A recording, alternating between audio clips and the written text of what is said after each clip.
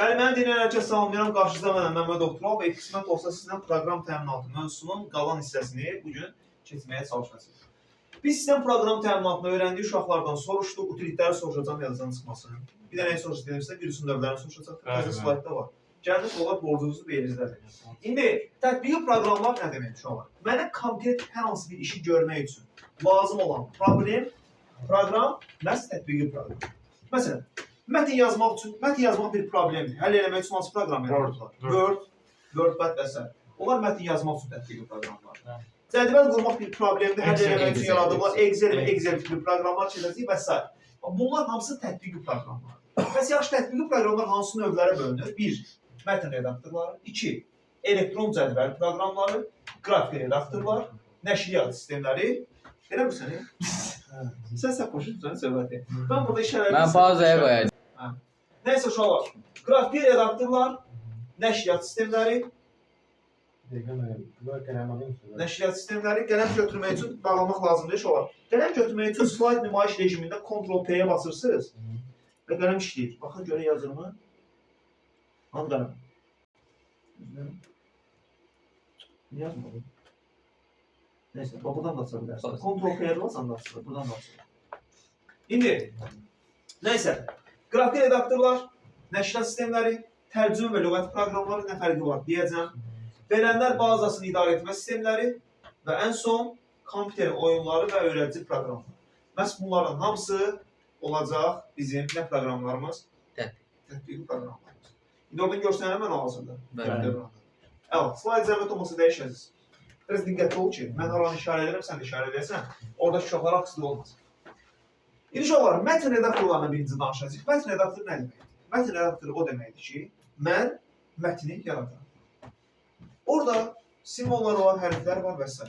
Sən sadəcə mətni yaratmaq üçün bir proqramı istifadə edirsənsə, məsələn, Notepad proqramı. Bu mətin redaktorudur. Bir də var, mətin prosesor. Prosesor o deməkdir ki, burada sadəcə mətni yazmırsan, mətnin şriftini böyüdürsən, balacalaşdırırsan, səhvlər arası məsafəni artırırsan, azaldırsan, sonra rəngini dəyişirsən mətnin, abzasın formatını dəyişirsən, belə şeylərə deyirlər formatlaşdırma. Əgər bir proqramda formatlaşdırma olursa, ona redaktor yox, nə deyirlər? Mətin prosesoru deyirlər. Aydın oldu fərq? Redaktor nə üçün oldu sadəcə? Sadəcə yazmaq üçün, amma üzərində formatlaşdırma aparamsa, alanı prosesor. Məsələn, mətin redaktoruna aiddir Notepad.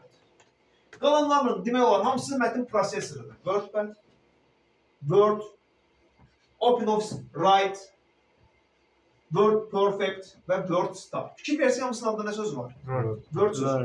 Əlavə olaraq Write nə deməkdir? Yazmaq. Sonra iki əsas paketimiz var. Bir OpenOffice paketi, bu. Bir də ki, Microsoft paketi. Microsoft paketində mətin yazmaq üçün olan Word-dürsə, OpenOffice paketində olacaq Write. Başmışdınız? İndi OpenOffice paketində başqa proqramlar da görəcəyik. Zaten Microsoft paketini tanıyırsınız. Yadda qaldı proqramlar. Bəli. Hamısının adında Word olanlar, Notepad, bir də ki, Write. İndi Writer falan da var, sonra neyse multi-edit falan da var. Onlar inanmıram sizin proqramı qarşıda çıxsın. O magistr proqramıdır. Elektron cədvəl proqramı nə demək? Uşaqlar, cədvəl proqramı dedikdə söhbət sadəcə cədvəlin qurulmağından getmir. Cədvəl çox mürəkkəb prosesdir. Niyə? Diaqramlar qura bilirsən, mürəkkəb hesablamalar apara bilirsən, maliyyə işlərini görə bilirsən. Excel demək olar ki, bütün təhsil sahələrində, bütün iş sahələrində, bank sektorunda, sənayedə və s. hər yerdə istifadə olunur. Məsələn, kiçik bir nümunə deyəcəm. Siz indi müəllimlərdən soruşsanız, məktəbin elə bir modelini düzəltmişəm ki, Exceldə. Həmin modeldə müəllimlər avtomatik qiymətləri yazır, sizin qiymətlərinizi yazır və avtomatik tapılır. Özü proqramını avtomatik tapır. Həmin suala neçə nəfər səhv cavab verir, neçə nəfər düz cavab verir, faiz nisbəti nə qədərdir, diaqramla bunu göstərir, ən axırda da balınızı özü avtomatik hesablayır. Nə müəllimin sizin faiz nisbətini tapmağınıza ehtiyacı oldu, nə də balınızın cəmini hesablamağı. Hər şey avtomatikdir. Bəs yaxşı, bunlar necə avtomatikləşdirə bilərəm? Nəyin köməyindən? Excel'in köməyindən. İndi həmin model mənim telefonumdadır. Dərsin axında vaxt qalsa, telefondan yükləyərəm kompüterə və göstərərəm. Çünki məktəb kompüterində düzəltmişəm. Öz kompüterimdə yox. Davam edirik. Bəs yaxşı, bu tip işlər görə biləcəyim proqramlara hansı proqramlara aiddir? Excel, Office paketindəki. Excel, sonra Lotus 1, 2, 3. Buna misal olaraq göstərilə bilər. Bir dənə qapağı kim tapsa versin. Üçüncü olaraqsa Quarter Pro və OpenOffice Calc və Super Calc. Amma indi soruşa bilərsiniz ki, müəllim, burada niyə Calc sözü var? Cals bilirsiniz hansı sözün qısaltmasıdır? Kalkulyator sözünün qısaltmasıdır. Çünki əslində Excel mükəmməl bir nədir? Kalkulyator. Və ona görə biz məhz hansı sözləri gördük burada? Kalkulyator sözlərinin qısaltmalarını gördük. SuperCalc və OpenOffice Calc. Deməli, OpenOffice Write mətn yazmaq üçündür. OpenOffice Calc isə cədvəl düzəltmək üçündür. Məsələn, Microsoft paketində olan Excel nə üçün oldu? O da cədvəl düzəltmək üçün. Bunları zaten bilirsiniz. Dəyiş. Məktəbdə mənim qrupumda olsaydınız, mən öyrədirəm məktəbdə bunların hamısını. Şu an bir fərq var. Biz məktəbdə çox dərinlə keçirik. Təmiz Excel-i keçirik və ya təmiz Word-i keçirik. Amma biz burada təmiz Word-i keçməyəcəyik və ya təmiz Excel-i keçməyəcəyik. Niyə? İmtihana düşmür. Özü də çox uzundur, 30 səhifə yazıdır. Kim istəsə mən bu 30 səhifə ataram, magistr proqramını öyrənir. Biz müəyyən bizə lazım olan tərəfini, imtihana düşən tərəfini öyrənəcəyik. Əlavə yenə deyirəm, kim istəsə 6 saatlıq video da var, 3 ayrı video, 2 saat, 2 saat, 2 saat. Əlavə olaraq 30 səhifədə material var, istəsə öyrəndirə bilərsiniz. Amma biz öz materialımızı götürəcəyik, orada qısadır, 4-5 səhifə. Elektron təqdimat nə demək? Bax, təqdimat hal-hazırda inana bilməyəcəyiniz qədər əhəmiyyətli bir şeydir. Bu dövrdə slayd düzəltməyi bilməmək savadsızlıq demək. Siz slayd düzəltməyi bilməlisiniz. Niyə? Harada işləyirsinizsə işləyin. Siz əgər rəsmi bir işdə işləyirsinizsə, nə vaxtsa slaydı düzəltməli olacaqsınız. Məsələn, bir bankda işləyirsən və yaxud da bir şirkətdə işləyirsən. Yeni bir layihə var. Layihə nədən təqdim edəcəksən? Slayd düzəltməyi təqdim edəcəksən. Və yaxud da müəllimsən, dərsnəyinə keçəcəksən, slayd düzəltməyi keçəcəksən. Yəni, slaydı bilməyin zəruridir. Ən pis halda, hamınız universitetə girmək istəyirsiniz. Universitetə girəndə sərbəst iş danışacaqsınız, slaydla danışacaqsınız. Diplom işi danışacaqsınız, slayd qılıb danışacaqsınız. O səbəbdən slaydı necə qururlar, necə animasiya verirlər, hamısını bilməlisiniz. Çox təəssüf edirəm ki, bizim proqramda PowerPoint yox. PowerPoint kimi öyrənmək istəsə, yenə əlavə video göndərir. İmtihana düşmür deyə bizim proqramda yoxdur. Yaxşı, təqdimat proqramları hansılardır bəs? Hansı proqramlarla mən slayd düzəldə bilərəm? OpenOffice içində olan Impress-lə, Movie Maker-lə və PowerPoint. İndi uşaqlar. Movie kino deyil mən. Gəl belə eləyək. Bişkanı bəlkə verək oradan, o tərəfdən baxanlar rahat eləyər. Vermə. Götürün bir nəfər, oradan yaza biləcəksiniz. İndi, diqqət. Movie nə deməkdir? Film. Yəni film düzəldir. Əslində biz görəcəyik ki, PowerPoint videosunu izləsəniz. Görəcəksiniz ki, biz PowerPoint-lə nə düzəldirdik? Film yox, video düzəldir. Zaten videoda film kimi hesab olunur. Öyrənirsən, sən slayd dəyişəcəksən. Oradan da dəyişəmir. Yaxşı. İndi, aydın oldu bunlarda sizə slayd düzəltmək. Bəli. Dəyişirik. Slayd şu olar, biraz multimedia proqramıdır. Niyə? Slayd da mətn də ola bilər, şəkil də ola bilər, video da ola bilər, səs də ola bilər. Yəni səs yazmanı da birbaşa ora qoya bilərəm, videonu da ora qoya bilərəm, avtomatik vaxt dəyişmədə təyin edə bilərəm. Slayd özü avtomatik öz-özünü hərəkət etdirir. Və bu da nəyə dönüşər? Videoya dönüşər. Artıq mənim dəyişməyim falan ehtiyac qalmaz. Və yaxud saniyələ düzəldərəm ki, əzin dəyişməyinə ehtiyac qalmayacaq, özü avtomatik dəyişəcək. Amma belə bir şey eləmirəm, çünki elə olur ki, bir slaydı 5 dəqiqə izah edirəm, elə olur ki, 4 dəqiqə, elə olur 3 dəqiqə. Dəyişir. Bu uşaqların nə qədər başa düşməyindən asılıdır. Həmişə eyni olmayacaq. İndi gəlirik digər məsələyə. Qrafik redaktor. Bunu keçmişdik. Qrafik redaktor o deməkdir ki, mən əgər şəkil falan düzəltmək istəyirəmsə, şəkillər üzərində redaktə, yəni dəyişiklik aparmaq istəyirəmsə, bunların hamısını qrafik redaktorlarla edəcəm. Bəs yaxşı, qrafik redaktorlar hansı qruplara bölünür? Keçmiş. Vektor, raster və vektor. Rasterdə şəkil müəyyəndə nə olurdu? Keyfiyyət itirdi, vektorda isə itmirdi. Yaxşı. Bəs yaxşı, ümumilikdə qrafik redaktorlara hansı proqramlar aiddir desək, burada görəcəyik. Paint, adında Paint olanlar, Paint, PaintNet, TuxPaint, sonra artıq gəlirik CorelDRAW-dır, Adobe Illustrator-dır, Macromedia Freehand uşaqlar. Bax, bu 3 dənə dediyim hansıdır? Vektordur, bax, bir də deyirəm. CorelDRAW, Adobe Illustrator, Macromedia Freehand. Kitabda mən bunu ayırmışam, vektor raster olaraq 2 qrupa ayırmışam, görəcəksiniz. Bunlar məhz vektordur. Amma adında Paint olanlar, üstə gəl. Photoshop. Photoshop isə raster proqramı. Dəyişirik. İndi uşaqlar, proqramlaşdırma dilləri. Bizi ümumilikdə imtihana ən çox sual düşən hissəmiz proqramlaşdırma. Proqramlaşdırma elə öyrənəcək ki, Allahın izni ilə sizin üçün su kimi görsənəcək. Bu heç. Bəs yaxşı, biz bu dillərdən hansını öyrənəcəyik? Burada onlarca dil. Əvvəlcə dillərin qruplarını öyrənirik, ondan sonra hansılar var, onları öyrənəcəyik. Dillər 2 qrupa bölünür. Aşağı səviyyəli dil və yuxarı səviyyəli dillər. Aşağı səviyyəli dillər o dillərə deyirlər ki, bunlar yaxşı dil olar, pis dil olar. Daha pis dil. Niyə pis dildir? Niyə biz istifadə edə bilməliyik? Çünki kompüter nəyə işləyir? Hansı rəqəmlərdən? 0 və 1. Mən aşağı səviyyəli dil istifadə edirəmsə, bu maşın dilində işləyir. Yəni 0-1-lərdə işləyir. Mən hər şeyi elə birbaşa ora nə ilə daxil etməliyəm o zaman? 0-1-lərlə. Deməli, mən öz informasiyamı götürməliyəm, 0-1-ləri çevirməliyəm, kodlaşdırmalıyam. Sonra kompüterdə mənə yenə cavabı nə ilə verəcək? 0-1-lərlə bir də özüm öz dilimə çevirməliyəm təzədən. Bunda nə oldu? Görün, 3 dənə əlavə əməliyyat getdi. Çevirmək, onu dəyişməyi və mənim təzədən geri çevirməyi. Yəni, translyator işini kim yerinə yetirir? Özüm, ona görə bu aşağı səviyyəli dildir. Bəs aşağı səviyyəli dillər hansıdır? Assembler dilidir və avtokod dilidir. Assembler, avtokod, bunlar aşağı səviyyəli dillər. Amma onlarda 0-1 yoxdur. Elə 0-1-dir deyə aşağı səviyyəli dillərdir. Yəni, belə düşün. Normal dillərdə mənim 0-1-lərini yazmaya ihtiyacım yoxdur. Normal yazıram, for, in, range falan. Önümüzdə keçən məktəbdə keçmişəm səndən. Amma burada mən elə bir şansım yoxdur. Hər şey 0-1-dir və yaxud da 0-1-ə yaxın kodlardır, maşın dilinə yaxın kodlardır. Onun üçün aşağı səviyyəli dillər. Yuxarı səviyyəli dillərə deyirlər formal dillər.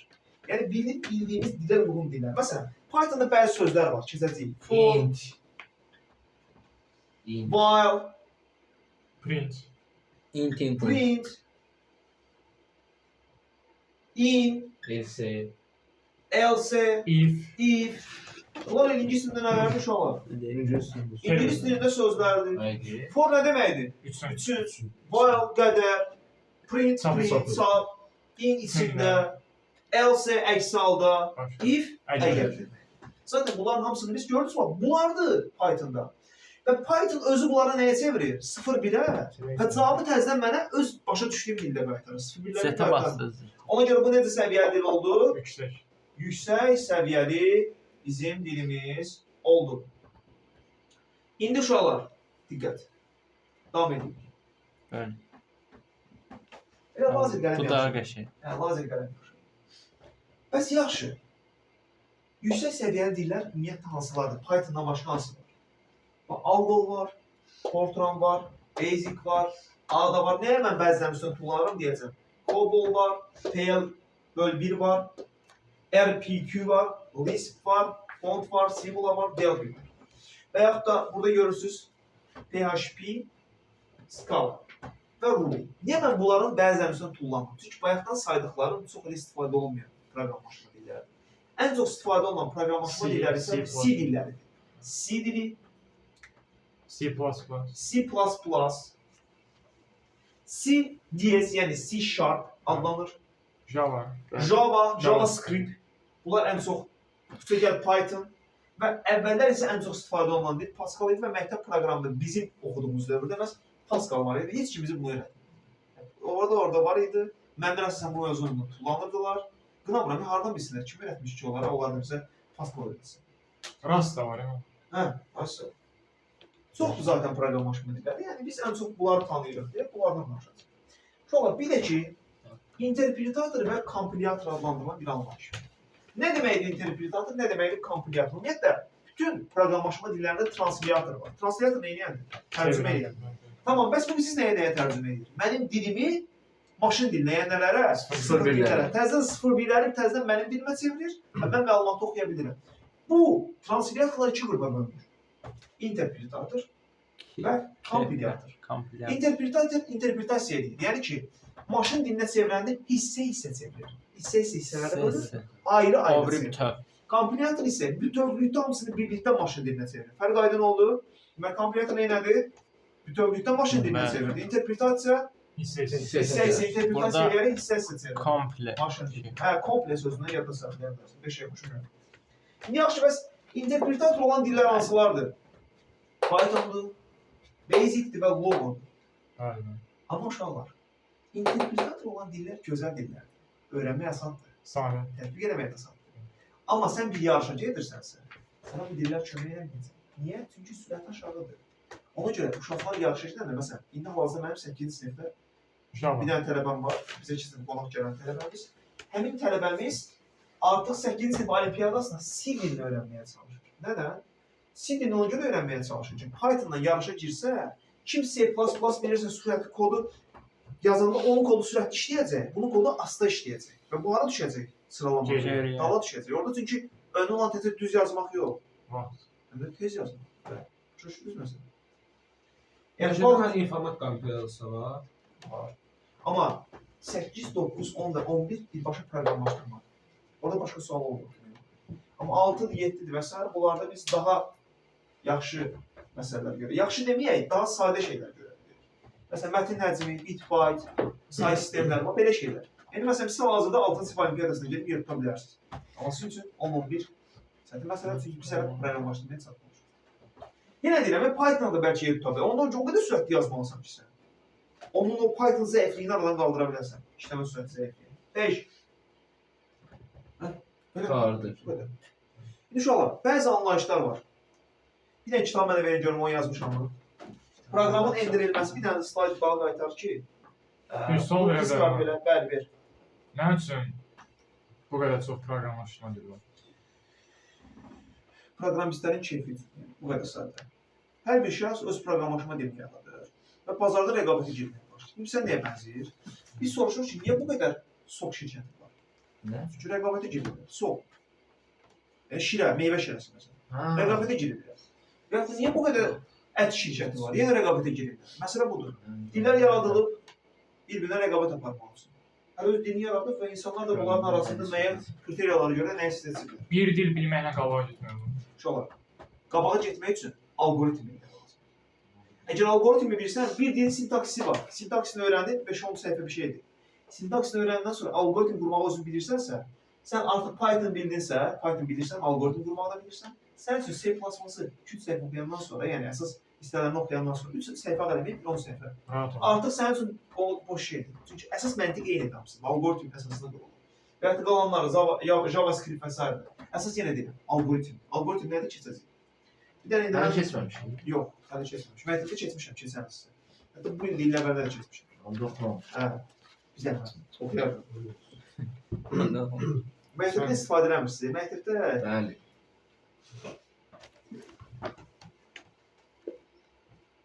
Heyf edirsiniz. Laş olur, bax. Bax, burada translator yazılı bax, soruşacağım. Kompilyator nədir, interpretator nədir? Hamısını özüm yazmışam dedim mövzunu. Normal hamısını kitabda qeyd eləmişəm. PDF-də də var. PDF-də də, bu PDF-də görmürəm.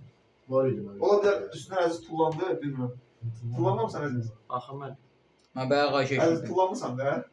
Bu. Budur, bax bu slaydı sən tullanmısan. Heç olmasa yaxşı şifaət danışmışam. Yox, var, yoxdur burada. Vibislər də olmalı idi. Bir dənə geri qaytar görün, Vibislər anı. Vibislərdən tullanmışsan. Necə tullanmışsan bunlardan?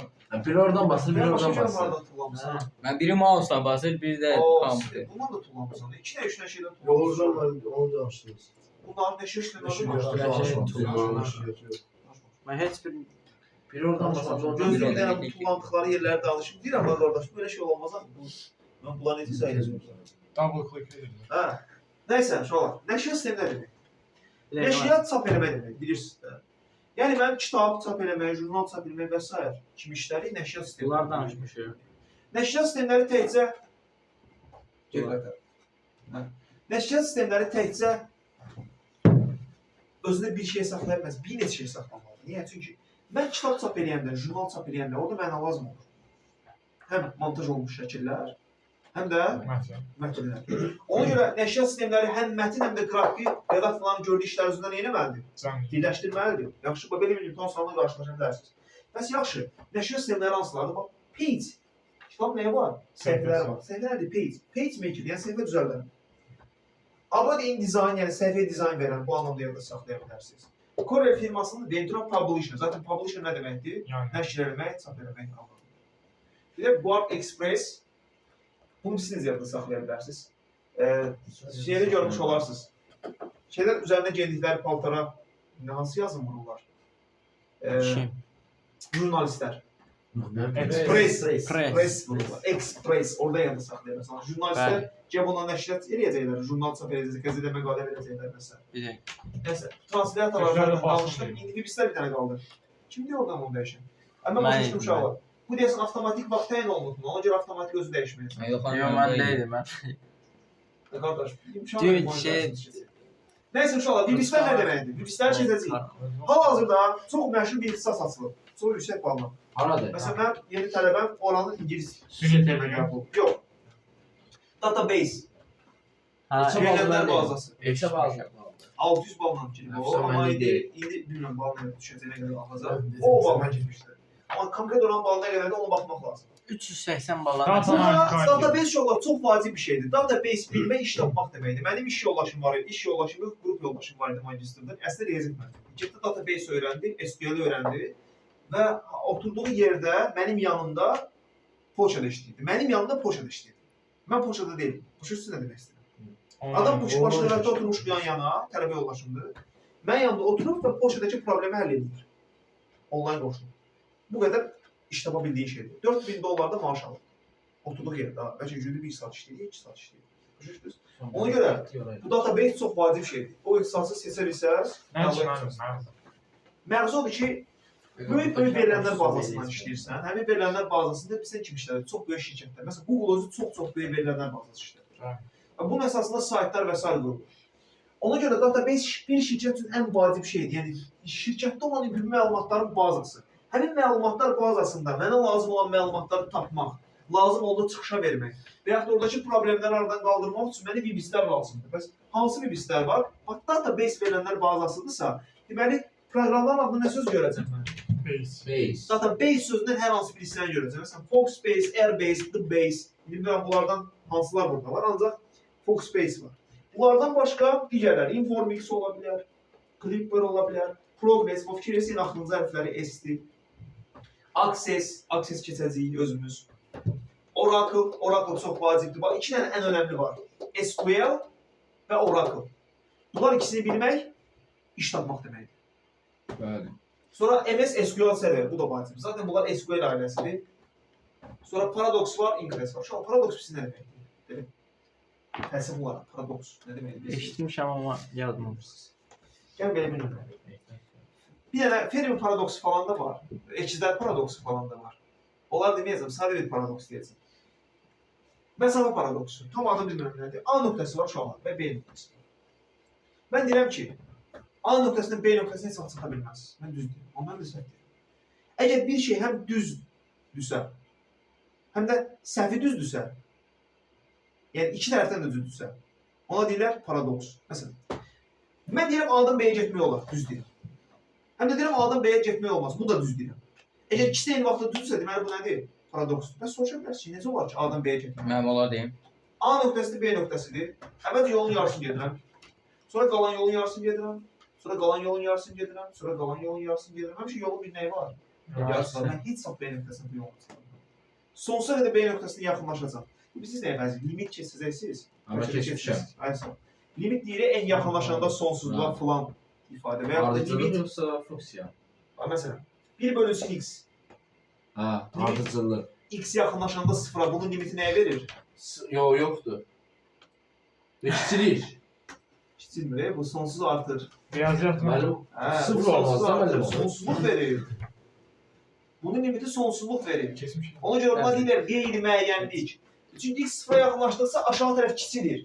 Və bir Bəli, ədədi onu 2 ədədə böldükcə qiymət başlayır böyüməyə. Böyüyür. sıfıra yaxınlaşır. Sonsuza qədər böyüyür. Heç vaxt bura sıfır ola bilməz. Çünki niyə? Sıfıra yaxınlaşır. Məxrəc sıfır ola bilməz. İfadəmə. Amma sonsuza qədər məxrəcə yaxınlaşacaq. Məxrəc sıfıra yaxınlaşacaq. Ədədin qiyməti artar da gedir, yəni kəsin qiymət. Məsələn, başa düşürəm, buna paradoks deyəcəm. Paradoks sözündən bu hissəni yadda saxlaya bilərsiniz. Dərsin cavabı bura qədər söndürürsünüz. İndi Instagramımız var bizim.